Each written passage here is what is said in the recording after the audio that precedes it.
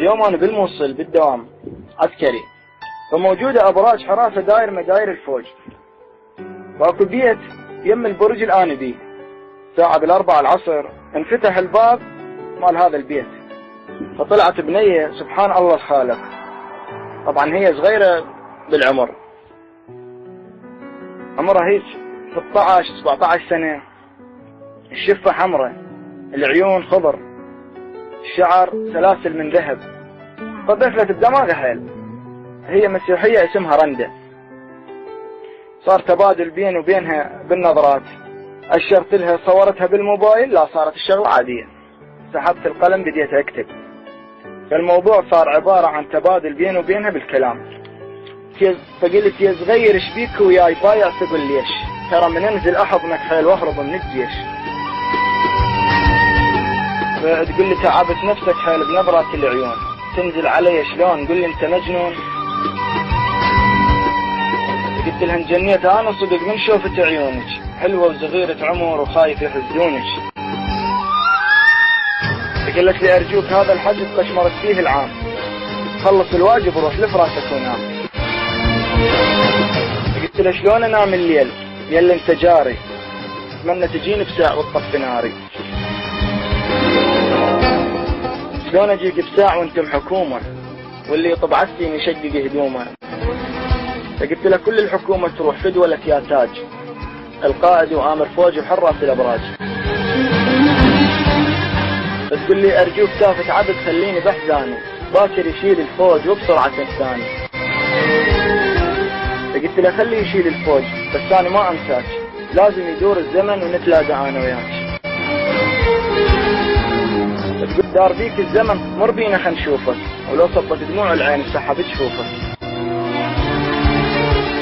قلت لها اجمع دموعك بدي فوقاهن دموعي، شمعات هواية انطفن اولهن شموعي.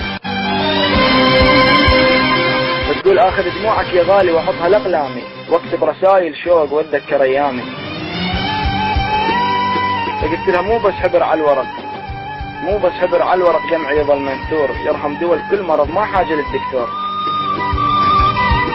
بتقولي لو صار بيا مرض انت ترى تداوي، وقلبي فتحته لك لا تروح وتخلي. قلت لها ما اريد اطب على القلب، شايل الم واحزان، عيش بسعادة وهنا والبس ثياب الوان. فتقول طعم السعادة انغبت والله ما موجود، انزع هدوم الفرح والبس ثياب السود.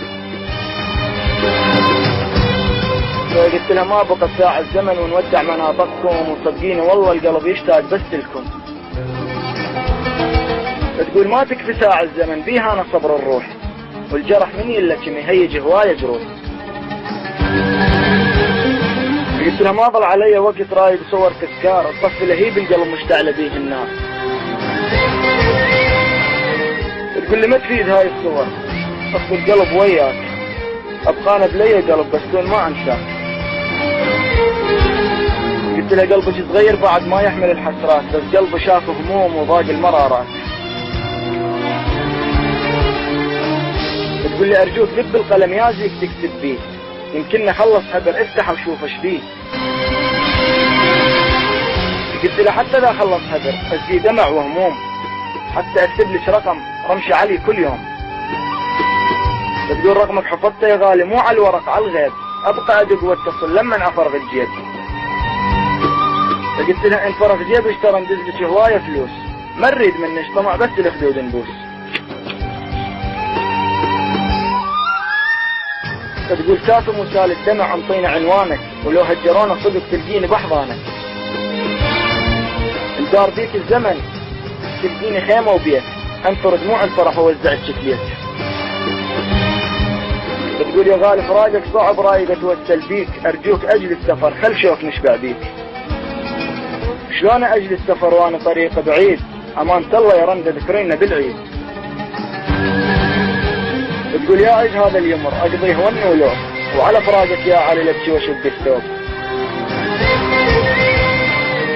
اخيرا وليس اخرا قلت له اخر كلامي اودعك والله وياك، وهذا عنواني يا رندة وصدقيني ما انساك. وشكرا.